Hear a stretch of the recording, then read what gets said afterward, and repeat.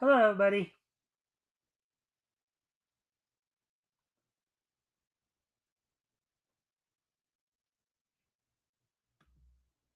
All right, welcome to the Mikestand. Today, of course, is Tuesday, April the 7th, 2026. As you guys know, I did not have a show yesterday. I had something else to take care of, but we're back today.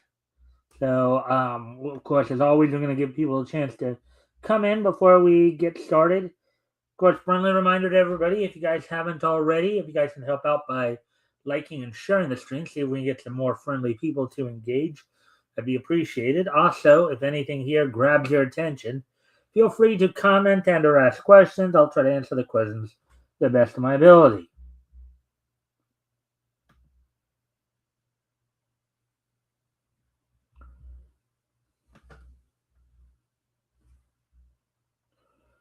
Alrighty then. Anyways,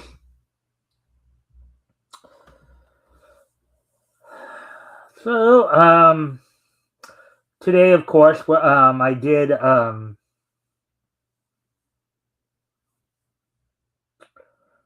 of course,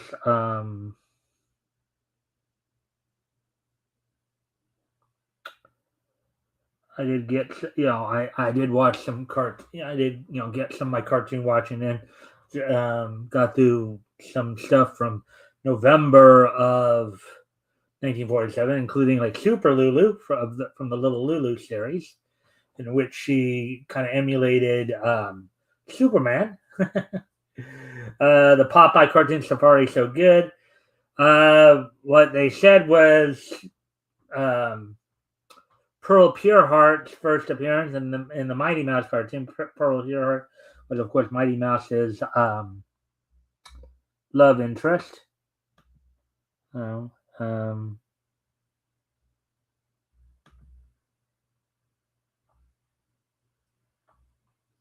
as I said, we're just waiting on more people to show up. Of course, if you haven't already, if you guys can help out by liking and sharing the stream, see if we get some more friendly people to engage, that'd be appreciated. Also, if anything here grabs your attention, feel free to comment and or ask questions, and I will try to answer the questions to the best of my ability. All right, so we're at the 3 minute mark now. So here's what's on tap for tonight. I am going to go over one story tonight, one article, one news item. For those of you who, of course, grew up watching wrestling in the 60s and 70s, particularly those who grew up watching wrestling in the 60s and 70s in the Midwestern region of the United States, that'd be like basically what they call the Rust Belt area, Michigan, Wisconsin, Minnesota, Iowa, Indiana, Ohio, Eastern New York, that general area. The name Flying Fred Curry should sound a little bit familiar to you, as he was a big star, particularly in Michigan. Had some legendary. Well, he passed away at the age of 82 this past Friday. So, of course, we're going to look back on his career a little bit, talk a little bit about, do a little brief little profile, and then we're going to move right into the wrestling wrap up. The reason we're going to probably move through the first two things pretty quickly is because since we did not have a show yesterday, what I'm going to do today is I'm going to do 2 days worth of this day in each history. So we're going to go back to yesterday and look back at yesterday in each history, and of course we're going to look back at today in each history as well. So that's all. That's what's on tap for tonight. Hope everybody ready to enjoy the show. With that being said, of course, why don't we go ahead and get into our article about Flying Fred Curry?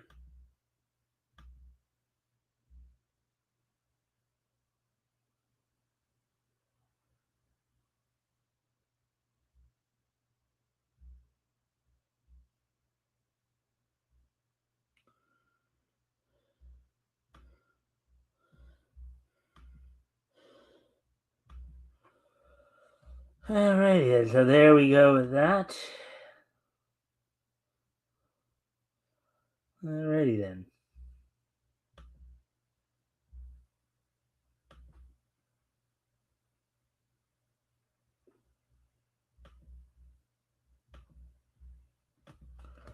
Let's see. First out, let's go through some of the basic personal information. Born Fred Thomas Corey Jr.,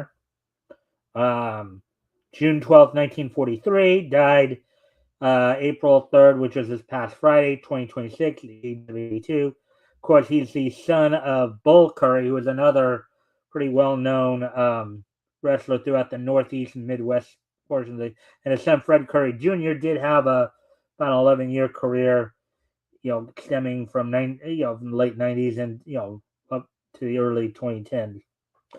Ring name Fred Curry, 5'11", 200 pounds, from Hartford, Connecticut.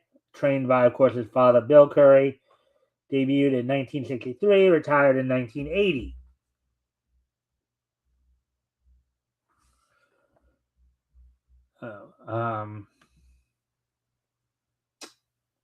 Let's continue on here then, get into this. Fred Thomas Corey Jr., June 12, 1943, April 3rd, 2026, better known by his ring name of Flying Fred Curry. Now, reason, of course, he was known as Flying Fred Curry is because around the time he was wrestling back in the 60s and 70s, he was one of the top junior heavyweights, high flying junior heavyweights in the Midwest territories. Known for his ability to utilize a drop kick. So Flying Fred was an American professional wrestler of Lebanese descent. The son of Wild Bull, quote unquote, Curry, Corey was one of the most popular stars in the Midwest United States and the rest of the world during the 1960s and 70s. Flying Fred Curry had notable feuds with wrestling legend The Sheik. Flying Fred was a sensational star in Texas in the 1960s and teamed up with Fritz von Erich, of course, the patriarch of the famous, if not cursed, Von Erich family. Flying Fred Curry is noted as one of the greatest high flyers and drop kickers of all time. His most famous feat was throwing 15 to 20 drop kicks in a matter of 10 seconds. I mean, think about that. It's jumping up and kicking out like 15 to 20 times in about 10 seconds. That's almost 2 drop kicks that's 1.5 to 2 drop kicks for every second right there. That's a pretty interesting tidbit there. He was chosen the most popular wrestler in the world in 1972.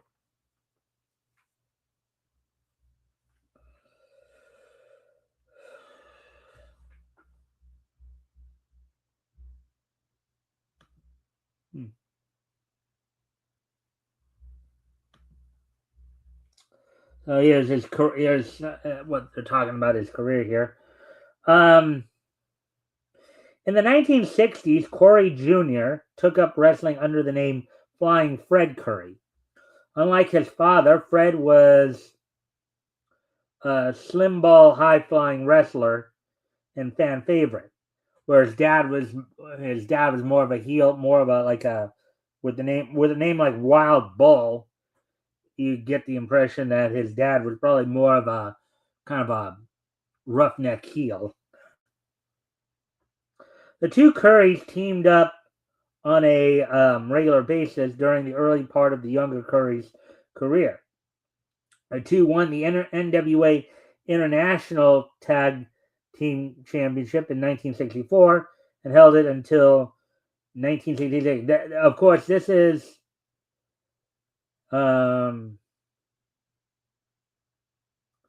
this, of course, was before they set the NWA International Tag Team titles were settled in All Japan, in the JWA at the time, Japan Wrestling Association. Of course, the company that was run by Riki Dozan,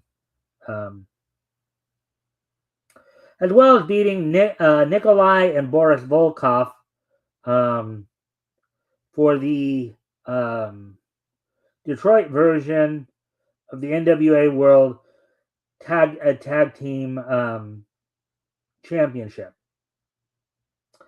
Later in his career, Fred Curry struck out on his own, trying to get away from his father's legacy of rule breaking. Fred's attempts to get out of his father's shadow never caused any problems between the two Currys. That's good to hear. In December 1972, he defeated Kurt Von Hess and Carl von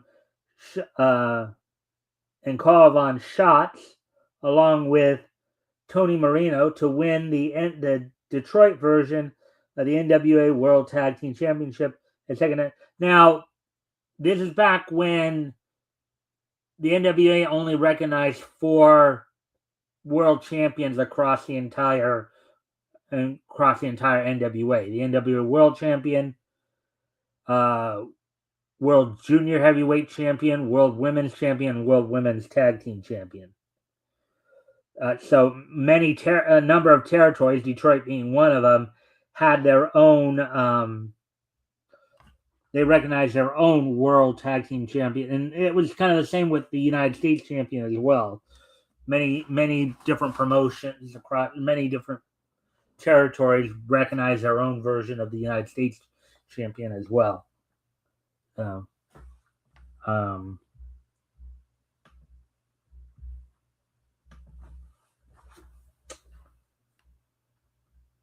Let's see.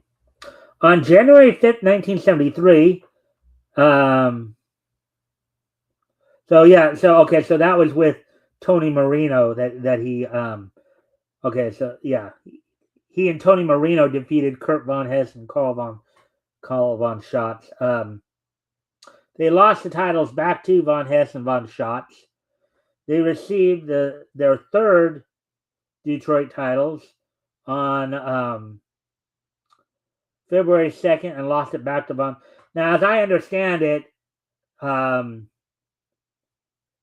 Curry won the Detroit version of NWA World Tag Team title the grand total of 9 times, 4 of which was with Tony Marino.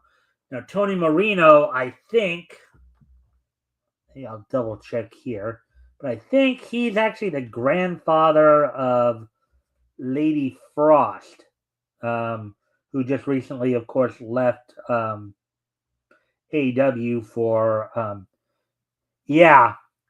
Tony Marino was the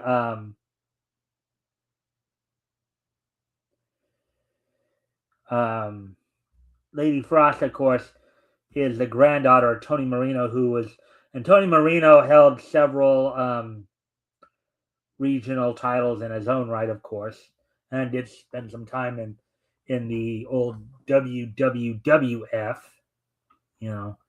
But getting back to Fred Curry here, who, of course, along with Tony Marino, held the Detroit version NWA World Tag titles 4 times. 4 of his 9 total. So, and I believe he also held the NWA American Tag Team titles with Fritz Von Erich down in Texas as well. So, anyways, I do need to go off camera here for a quick moment. I'll be right back, but I will, of course, put some music on for you guys. Keep you entertained.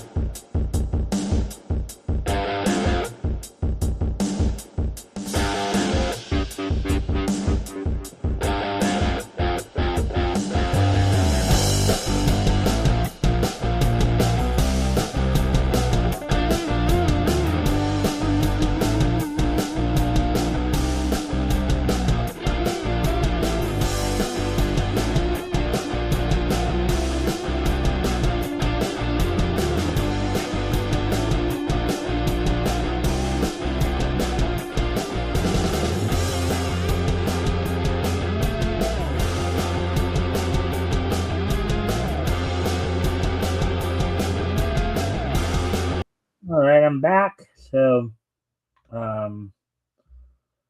let's get back into this article here about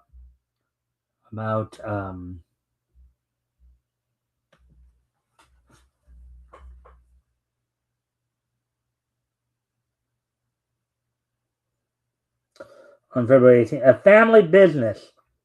Curry's son, Fred III, is currently pursuing a, well, okay, actually, that information I think is a little outdated.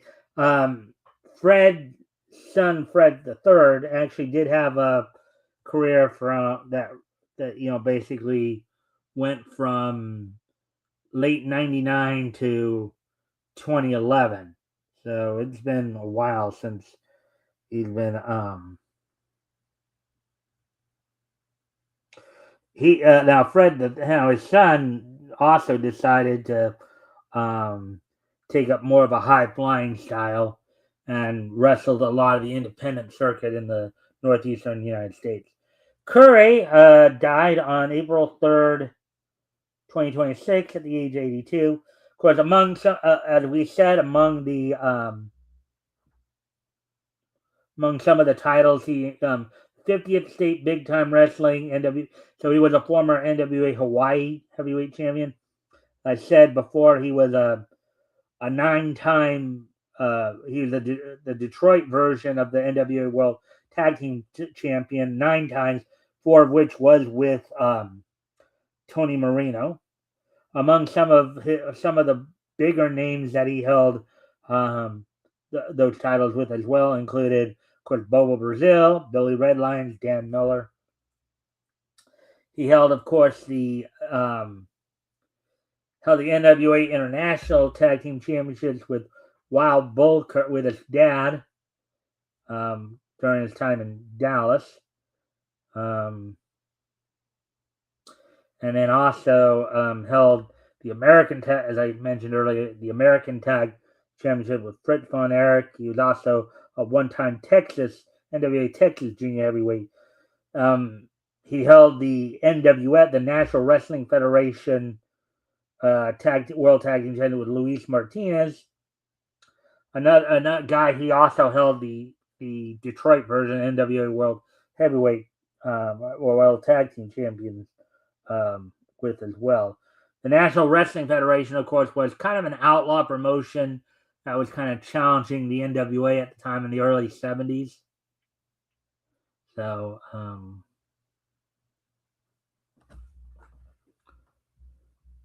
that's that's all we got on a high flying legend himself of Fred Flying Fred Curry there. What we're going to do now, of course, since he did just pass away this past Friday, we're going to go ahead and observe a moment of silence before we move on to and we're going to, as I said, we're going to get right into the wrestling wrap up here right after this. Lot to talk about in terms of the WWE news from over the weekend. But with that being said, I'm going to do a moment of silence for Flying Fred Curry, and then we will move on to the wrestling wrap up.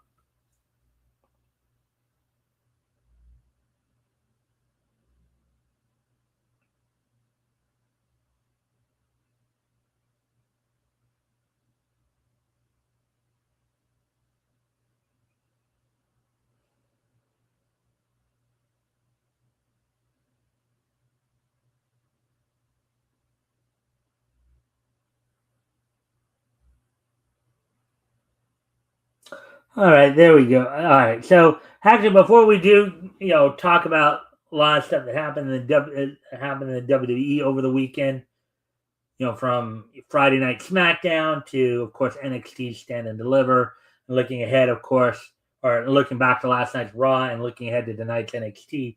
When we get into all that, there were a couple of new situations that did happen in the world of wrestling over the weekend as well.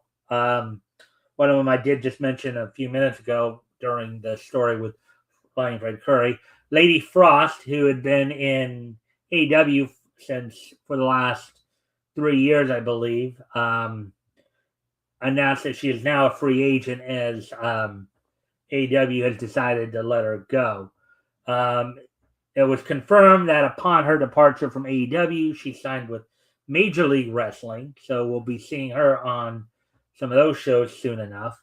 a very talented second generation wrestler. Or yeah, well, I guess technically third because it was her grandfather who was in the business, not her parents.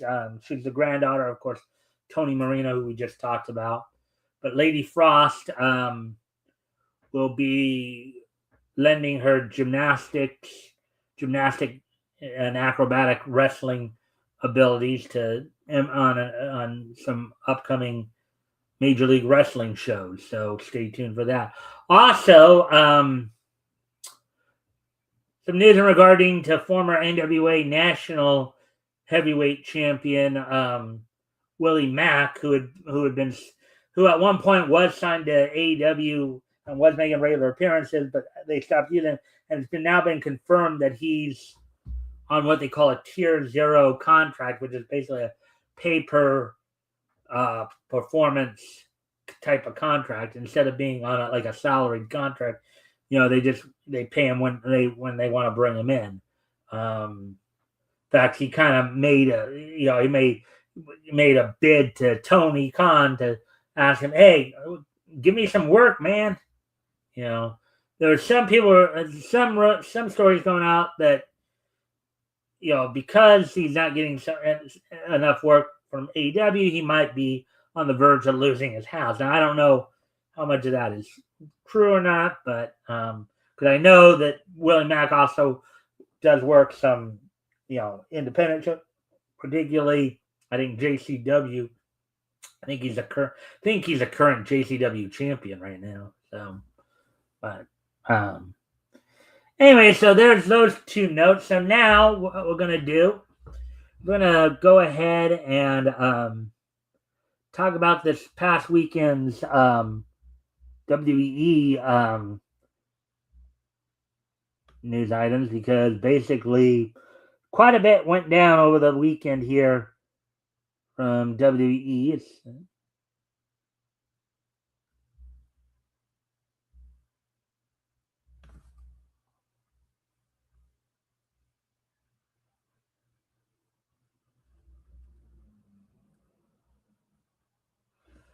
As such, we're going to go back to Friday Night SmackDown,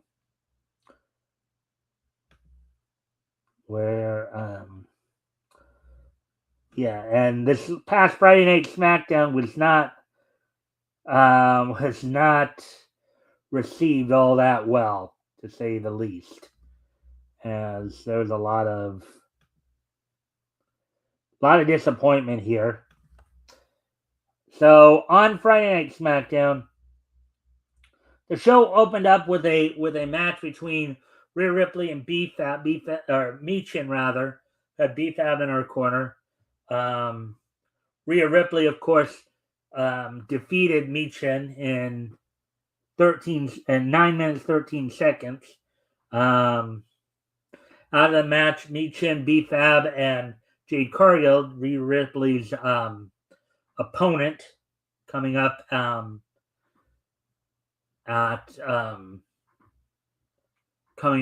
WrestleMania, basically went on to try to assault Rhea, only for Io Sky to come out and save Rhea from the beatdown.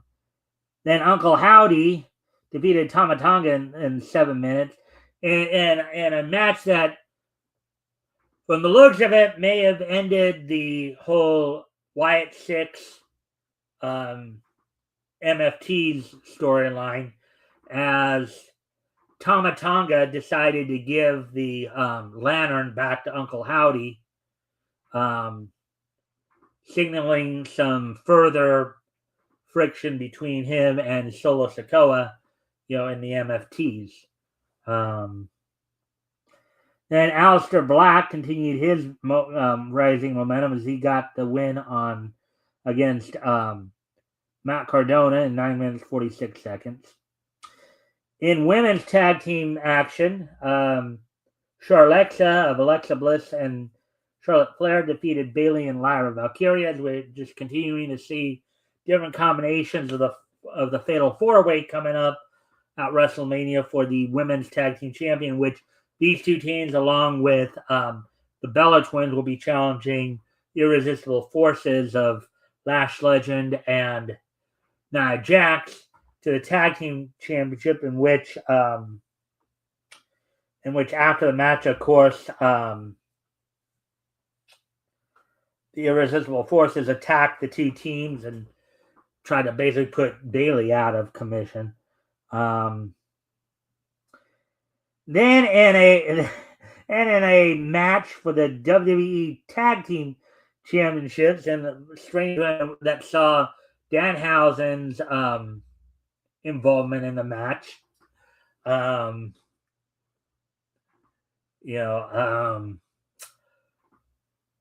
Damian Priest and R-Truth got the win, retained the titles over Kit Wilson and The Miz in kind of a weird finish to the match. So, as I said, Danhausen, who was recently signed by the WWE, got involved in the match. He was eventually tagged in. It's like Miz did not take too kindly to him being there. Told him, "You don't belong here." And all right, hey there, Natsuri. Thanks for popping in. It's 1:25 a.m. I got work at like 8, but sleep doesn't it? Well, my guess is you're still young enough to where you can pull it off, but I would not necessarily recommend you try a whole lot. But I do thank you for being here. And of course, as always, feel free to comment and or ask questions if anything grabs your attention here that I talk about. Anyways, continuing on with what I was talking about with Friday Night SmackDown, of course.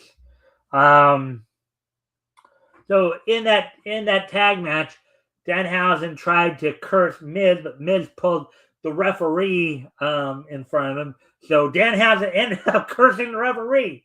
And how that happened was later in the match, when the Miz had the pin on R-Truth, his former Awesome Truth partner, as it were.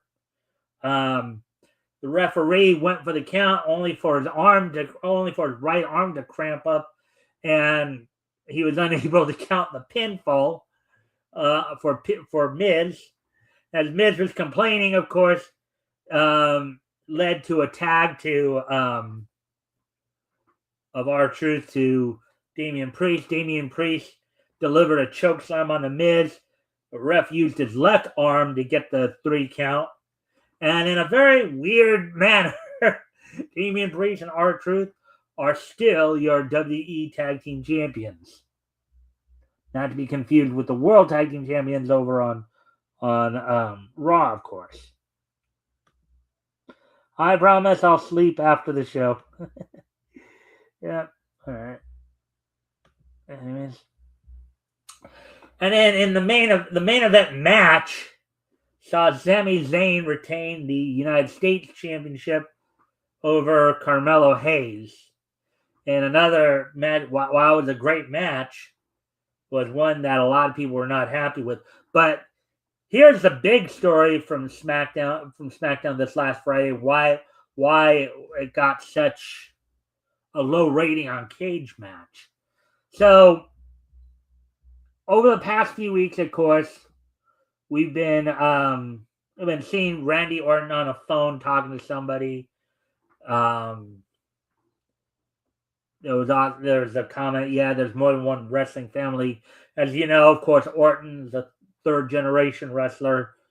Father, Cowboy Bob Orton, his father, Bob Orton Sr., and Rhodes is, of course, a second-generation wrestler, his father being Dusty Rhodes. You have a lot of these legacy aspects to it. But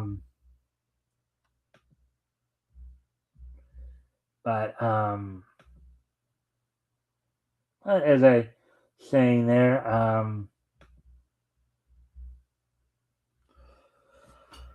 so it was eventually revealed who Randy had been on the phone with. And in probably one of the most hated swerves of all time. It was revealed that Pat McAfee was the one who was on the phone.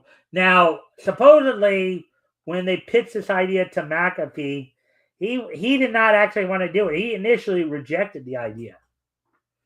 But apparently TKO and TKO CO in particular, Ari Emanuel, decided that he knew better how to what needed to be promoted on a wrestling show than people actually in the actual business. Ari Emanuel, I guess, has some kind of thing for Pat McAfee or something because he practically begged him to be involved in this storyline. And he wanted, now granted, WrestleMania has always been, the place where celebrities are involved. Some people may be questioning whether or not they might be getting a little too involved this year. I know in the case of Pat McAfee being part of the Rhodes-Orton feud, I know that is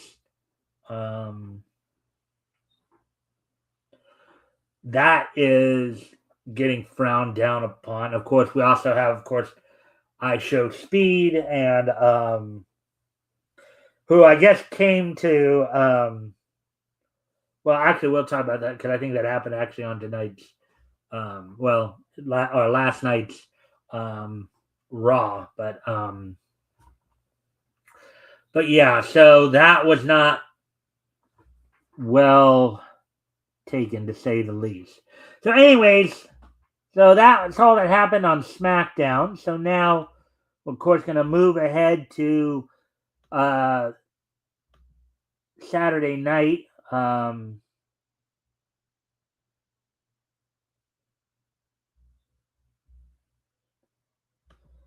As NXT brand had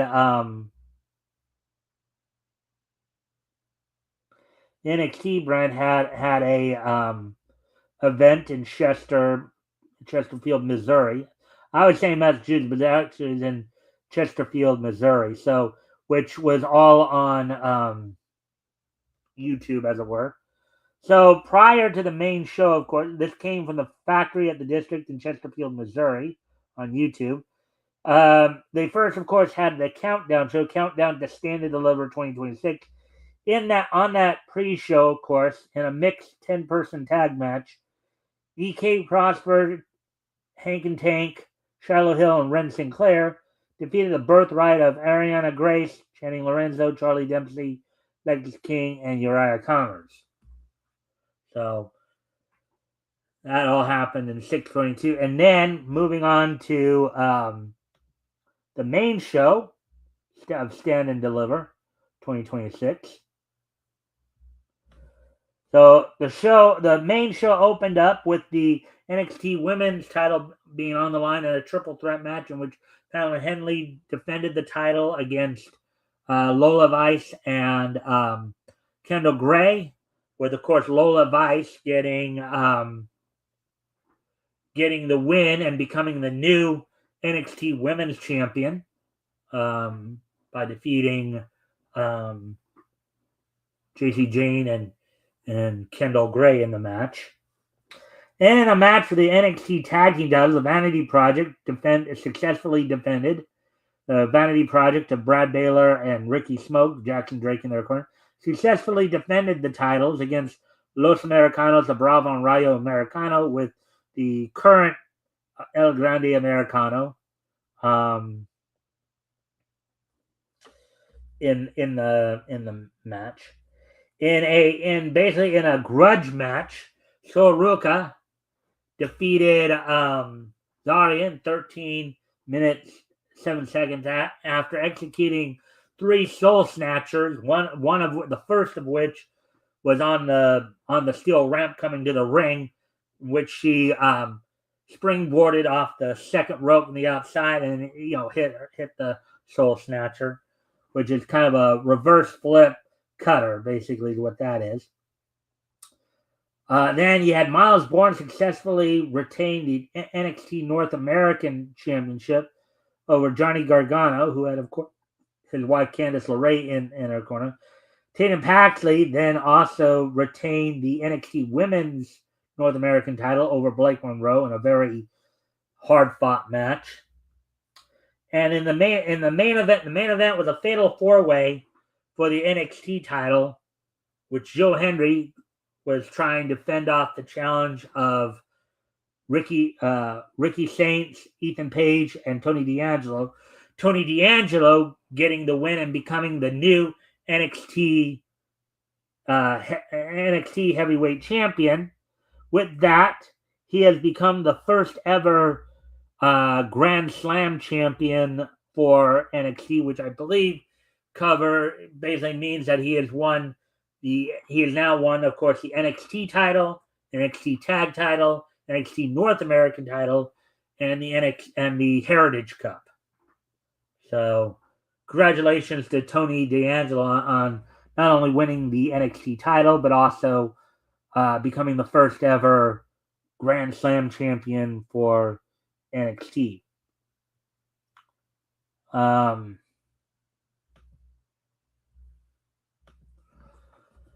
So now, with that being said, of course, now let's move ahead to last night's Raw. Last night's Monday Night Raw. Coming from the Toyota Center in Houston, Texas, with Corey Graves and Michael Cole. Now, of course, Booker T and Vic Joseph were on commentary for Stand and Deliver. So, and I believe Joe Tessitore and Wade Barrett were on commentary for SmackDown. So now with Corey Graves and Michael Cole on commentary for Raw tonight, or last night rather. The opening match saw Austin Theory, who had ISHO Speed and Logan Paul in his corner, defeat LA Knight in 9 minutes 40 seconds. It saw earlier before the match, of course, ISHO Speed was trying to convince Danhausen to take the curse off of him that he placed on him. After all, ISHO Speed had been run into his own game console by LA Knight recently. And after Adam Pearce had warned him that he should go home, as ISHO Speed was trying to get away from LA Knight, Usos came out to confront him, which led to the signing of a 6-man tag match for WrestleMania here, in which the World Tag Team Champions of the Vision duo of Logan Paul and Austin Theory teaming with ISHO Speed to take on the Usos, Jay and Jimmy Uso, and LA Knight at WrestleMania. And then the next match after that saw Bayley defeat Lash Legend in 8 minutes 27 seconds.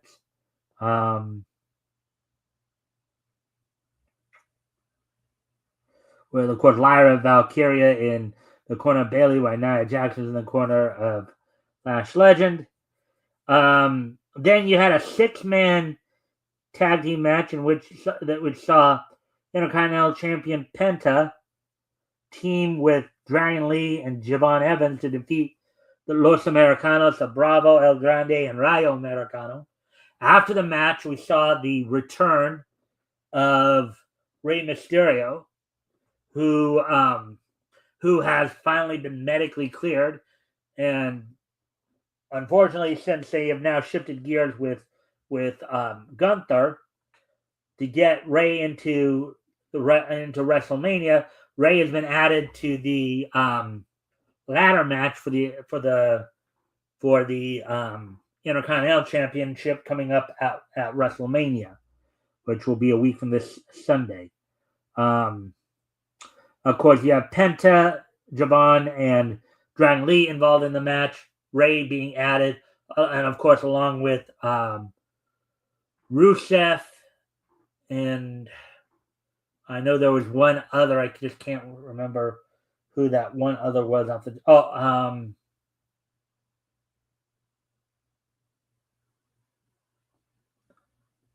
yeah, I just can't remember who that one other was off the top of my head, unfortunately. And then in the main event, team of Rio of Rhea Ripley and Io Sky defeat the team of Beta and Michin. Um,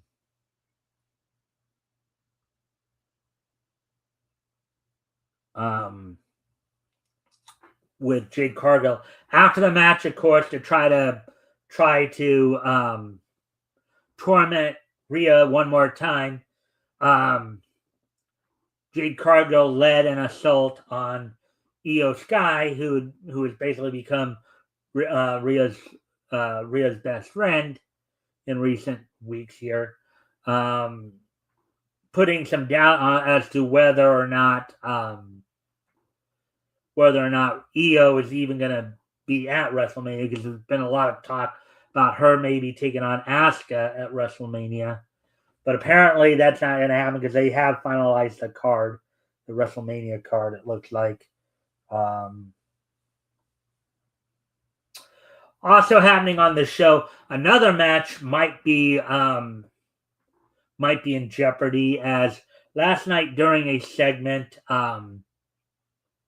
Stephanie Vaquer had attacked Liv Morgan from behind, causing Liv to knock head to head against into her own Judgment Day stablemate, Roxanne Perez.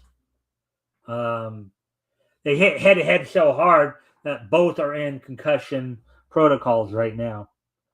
So, determining what they observe over the next few days, the women's world title match may end up getting canceled. That right now is set for, I believe, night one of the of WrestleMania. On the Saturday. But we'll have to wait and see what happens with all that. All right, so now one last little tidbit. Looking ahead to tonight's NXT. What can we look forward to on tonight's NXT in the aftermath, of course, of Stand and Deliver? Coming from the Performance Center in Orlando, Florida, with, of course, Booker T and Vic Joseph on commentary, in a first round match to see who will be the next challenger to the Speed title. Chaz Hall is slated to take on a mystery opponent. There will be a triple threat match between Josh Briggs, Keanu Carver, and Jasper Troy. And then you'll see him, and then you'll have a women's singles match in which Izzy Dame of the Calling with Sean Spears and Nico Vance in her corner, taking on Sol Ruka. Sol Ruka coming off of her victory over Zarya. All right, so that's all we got for the wrestling. Of course, we'll be back tomorrow night with more. Hey, Metal, I hope you're ready for Sunday, because I think you're the one who I have scheduled for this Sunday's historical comic retrospect. I believe I'll have to double check, but I think we'll be doing books from Fiction House, I believe, because we did Fawcett last week. So hopefully you're ready for that.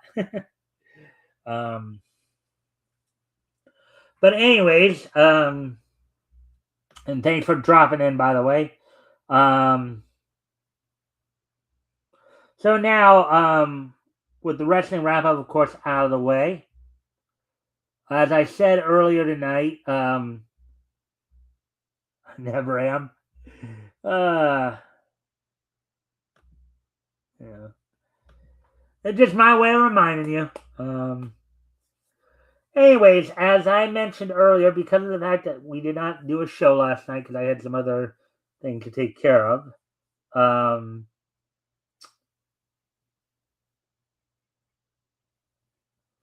tonight we're going to do a double dose of this day in each history. We're going to go back and do yesterday in each history for April 6th, and then we'll do April 7th that day. So let me just remind myself a few things here for April 6th.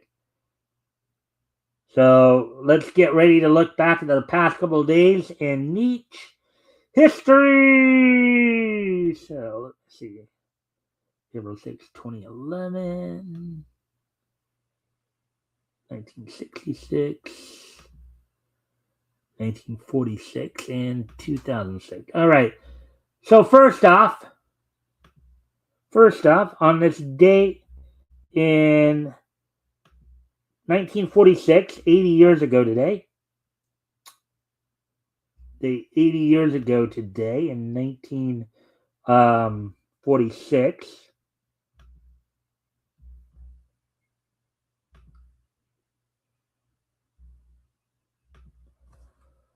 Warner Brothers' Daffy Doodles premiered in movie theaters on this date back in 1946. Daffy Doodles is a 1946 Warner Brothers Looney Tunes cartoon directed by Bob McKimson. It was released on April 6, 1946, and stars Daffy Duck and Porky Pig. Daffy is the notorious mustache fiend, bent on putting a mustache on every lip in sight. But Porky is a police officer intent on capturing him. The cartoon is the first full-length one that animator Robert McKimson directed. So those are the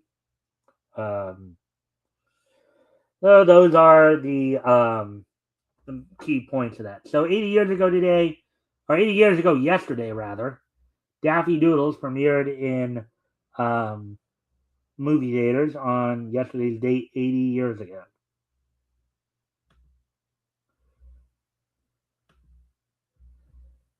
Alrighty then. So I can clear that out. Moving ahead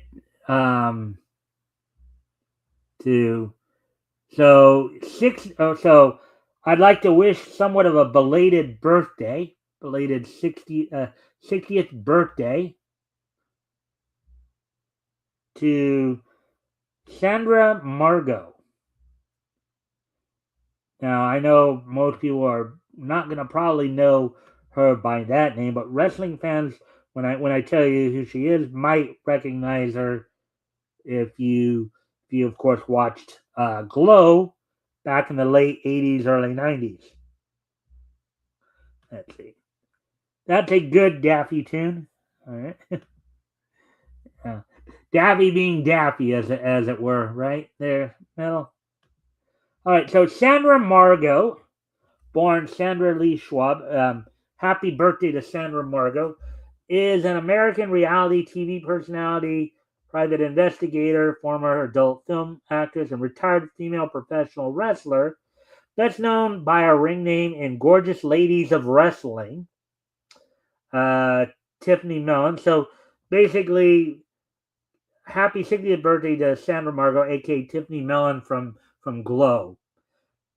Some of you wrestling fans might remember Glow was the women's wrestling promotion that was started up by David McLean. It was based out of Las Vegas. Of course, David McLean and the late Jackie Stallone, I believe the mother of Sylvester Stallone, were the ones who founded that.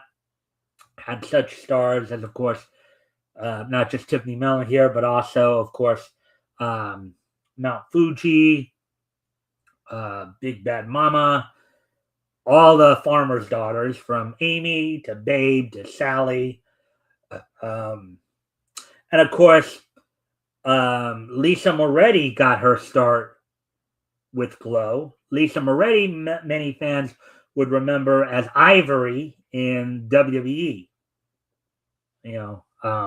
So Ivory, for WWE fans, if you remember Ivory, well, she got her start in Glow. So anyways, happy 60th birthday to Sandra Margot, aka Tiffany Mellon of Glow fame. So with that now, of course, getting ready to move on to next piece of Nietzsche history. As we move ahead to the year let's see, 2006, I believe. Yeah. As on this date in 2006, 20 years ago, a number of course, as we always talk about, April is usually the spring month for anime releases. So the following anime premiered um, on this date 20 years ago in 2006 on Japanese television. And I will pull that up in a moment here.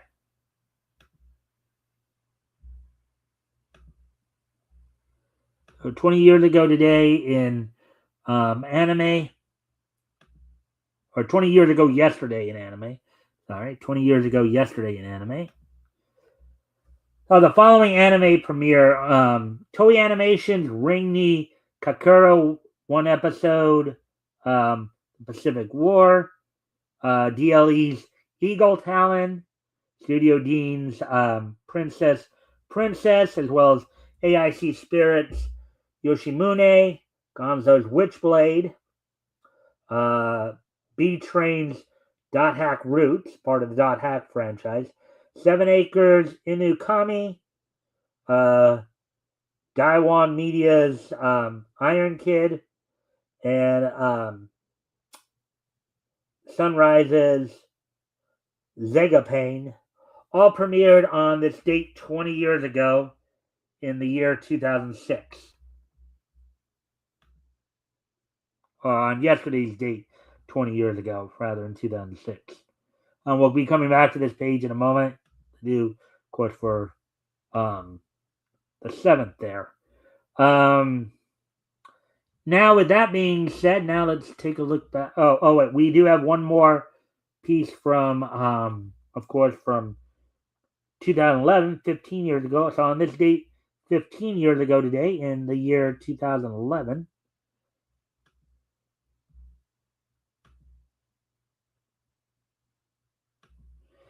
Images Blue Estate #1 went on sale on this date back in 2011. It ran for about 12 issues. Sold for $2.99. Was 32 pages. So on this date, 15 years ago today, the first issue of Blue Estate from Image went on sale on this date 15 years on yesterday's date 15 years ago.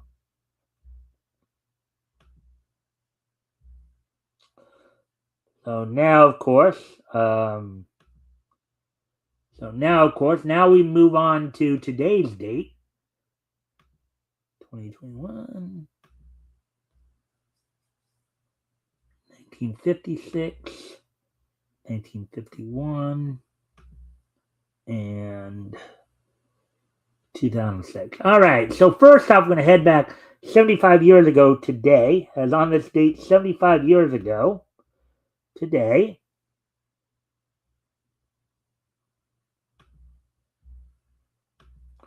On this date, 75 years ago, the MGM cartoon Jerry's Cousin premiered in theaters on this day back in 1951. Jerry enlists help from his tough cousin Muscles to deal with Tom. Nominated for an Academy Award for a short subject cartoon, first appearance of Muscles Mouse, re-released in Perspecta Stereo in 1958. So you remember Muscles Mouse wore of course the green derby hat with the yellow, with kind of a Charlie Brown looking shirt, the big yellow shirt that covered his whole body, and with a black stripe across the middle and all that.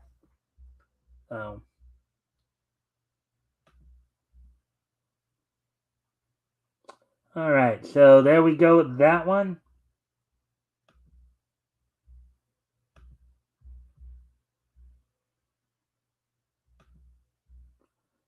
Now, of course, moving ahead to the year 1956, 70 years ago today, on this date, 70 years ago today. 70 years ago today.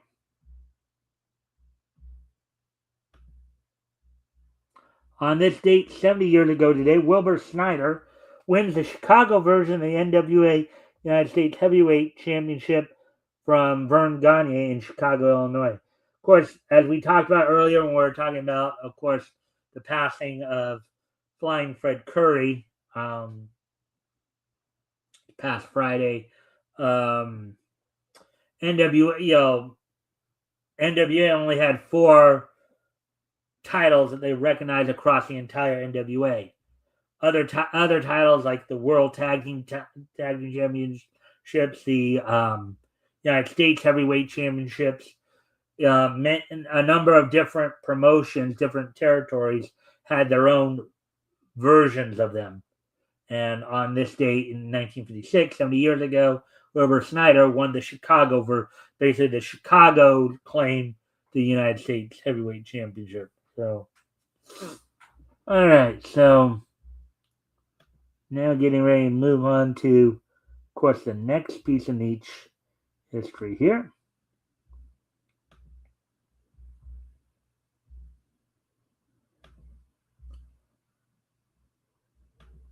And of course, we go back to the year 2006, 20 years ago today. We have a few more anime premieres that happened on this date 20 years ago.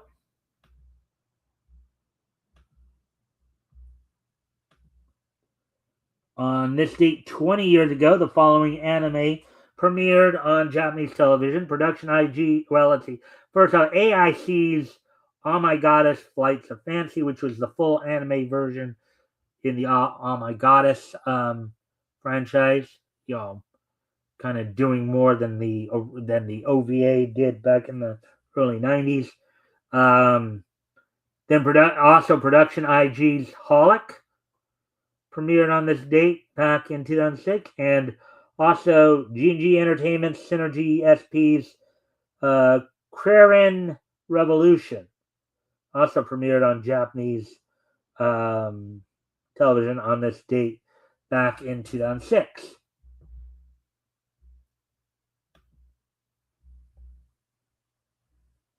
So now we have one more piece of niche history to get through before we head out, of course. Moving ahead to 5 years ago. 5 years ago, 2021, on this day in niche history.